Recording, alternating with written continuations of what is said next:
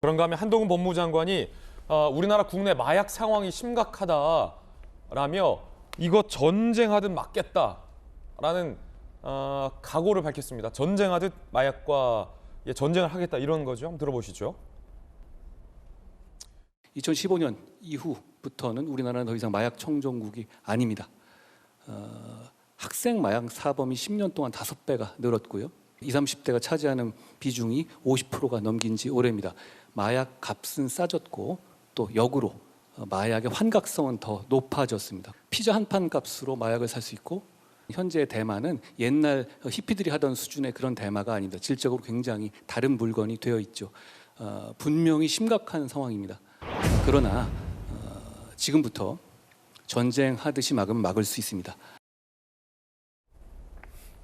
자, 마약 정말로 심각한 상황이다. 피자 한 판보다 더 싸졌고 대마를 얘기로 들었어요. 대마초가 옛날 히피들이 피던 그런 게 아니라 정말로 심각한 상태에 정제되고 가공된 마약으로 밖에서 우리나라에 들어와 있다. 하지만 전쟁하듯 막으면 막을 수 있다. 한 장관이 뭔가 구체적인 마약과 관련된 내용들을 지금 보고받고 있는 것 같습니다. 특히 김영주 의원님, 그 김광삼 변호사, 우리 돌직구쇼에 네. 김광삼 변호사가 검사 시절에 마약 때려잡던 검사였어요. 굉장히 유명했던, 더 잘 아시겠지만 마약 단속하고 마약을 유통시키는 조직 폭력배들 다 검거시키고 마약 사범들 처벌하는 거였는데 얘기를 들어보니까 정말 심각하다고 하더라고요. 전쟁하든 막으면 막을 수 있다. 지금 어떻게 보십니까? 사실은 그동안에 우리나라가 마약의 유통국가였지 소비국가로 그렇게 각광받지는, 그러니까 포커싱 되지는 못했거든요. 예. 근데 지금은 그것이 이제는 유통의 어떤 허브 국가가 아니라 우리 스스로가 소비를 그만큼 많이 한다라고 하는 것, 그리고 또 인터넷이나 다양한 경로를 통해서 사실은 개인과 개인의 마약의 거래가 공공연하게 이루어지고 있고, 뭐 광고조차도 그렇지 않습니까? 자기네들만의 언어를 통해서 충분히 사고 팔 수 있다고 하는데 그거 자체가 굉장히 어떤 우리 생활 주변에까지 마약이 들어올 수 있는 그런 밀접한 그런 어떤 환경의 어떤 위협을 법무부가 갖고 있다라는 것은 우리 국민 전체가 마약에 대해서 조금 항의해야 될 시점이다라는 건 분명히 한 것 같고요. 그걸 가지고 뭐 이태원 사태도 뭐 마약 단속 때문에 했냐 안 했냐 그런 논쟁을 할 것이 아니라 민주당도 모든 국회에서도 마약에 대한 퇴치를 할 수 있는 그런 뭐 예산과 규율의 강화를 논의해야 될 그런 시점 같아 보입니다. 예, 윤석열 대통령도 마약값이 싸진 건 국가가 단속을 안 했다는 뜻이다라며 강하게 마약 단속에 대한 의지를 드러냈습니다. 들어보시죠. 마약 문제는 너무 확산 추세가 심하다 할 정도가 넘어섰습니다. SNS를 통해서 마약을 구매할 수 있는 자체가 너무 편파적으로 형성돼 있고 국가의 단속이 강해지면 거기에 대한 위험 부담료가 이제 붙는 건데 마약값이 떨어진다는 얘기는 국가가 단속을 안 했다는 얘기입니다. 실제로 그렇습니까?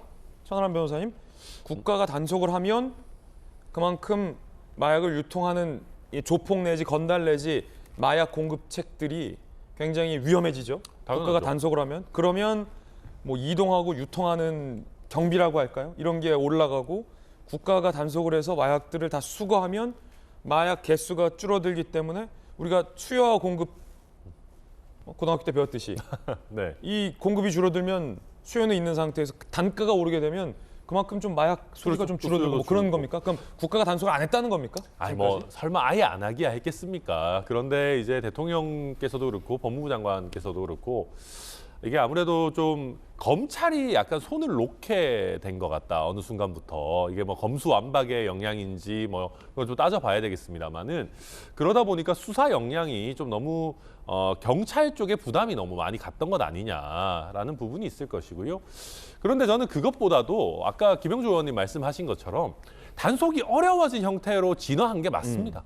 예전 같으면은 그래도 뭔가 오프라인에서 만나야 되고 이래야 되는데 이제는 SNS를 통해서 너무 손쉽게 거래가 되다 보니까 경찰도 그걸 다 모니터링할 수는 없는 참 어려운 환경이거든요. 그래서 우리가 너무 경찰 탓만 할 것은 아니다라는 말씀을 드리고 예. 말씀하신 것처럼 그럼에도 불구하고 우리 국가에서 대한민국은 마약 가만히 안 둔다라는 시그널을 강하게 줘야 됩니다. 그렇죠. 그래야 대한민국으로 들어오는 단계에서부터 생각을 하거든요. 이거 대한민국 녹록한 국가가 아닌데 그래야지 가격도 올라가고 이 사람들의 위험 부담도 커지고 그런 선순환이 될 수 있는 것이어서 저는 대통령과 법무부 장관이 저런 강한 메시지 내주는 것 지금 상황에서 굉장히 바람직하다 생각합니다. 예를 들어서 이제 특정 마약의 경우는 이제 북한에서 주로 생산이 돼서 중국을 거쳐서 우리나라 뭐 인천항이나 이런 데로 유입되는 경우가 있는데 그런 이제 중국 쪽의 특정 마약 유통책들이 한 번 더 생각을 하게 된다는 거죠. 아 저기 대한민국 한동훈 있어. 그렇죠. 쉽게 못 주고 아 저기 한동훈 아주 뭐 같아. 저 사람은 국회의원도 막 쉽게 이렇게 딱 제압한 사람인데 마약상 정도는 걸리면 뼈도 못 추린다. 이런 인상을 주는 그럼 거죠. 공포감을 줘야 그렇죠. 된다. 네. 독특한 분석이군요. 한동훈 장관이 이 스토킹 범죄자에 대해서 강하게 처벌하겠다라고도 강조했는데 한번 들어보시죠. 신당역 사건 이후에 스토킹 범죄에 대해서 반의사 불법죄 조항을 폐지하고 스토킹 범죄자도 전자발찌를 채우도록 하고 그리고 온라인 스토킹도 처벌하는 내용의 입법을 진행하고 있습니다. 최근에 많은 불안이 있는 것 중에서 악성 성범죄자가 출소 이후에도 그 사람이 우리 사회에서 살아가야 하는데요. 아동들이 많은 학교나 이런 지역 주변에는 아예 살지 못하게 하는 미국의 제시카법 같은 획기적인 제도를 우리나라의 환경과 제도에 맞게 도입하는 방안을 적극적으로 검토하겠다는 말씀도 드리겠습니다.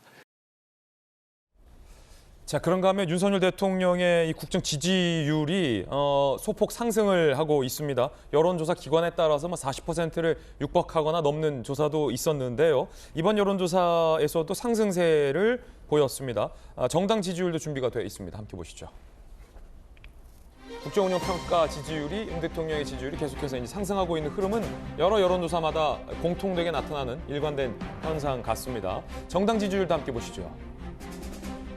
자, 이 지지도에서 이 여론조사에서 정당 지지율의 그래프에 흐름이 지금 뒤바뀌어 있는 모습도 확인할 수 있습니다. 국민의힘 36%, 민주당 30%. 여전히 물론 오차범위 내에 있는 숫자이긴 합니다만 그 추세와 흐름은 완전히 뒤바뀌어 있다라고 그래프성에서 확인할 수 있습니다. 여러 가지 뭐 수사 상황들 그리고 정부의 대응들, 민주당의 반응들 이런 것들이 복합적으로 나타난 지지율 결과가 아닐까 싶습니다.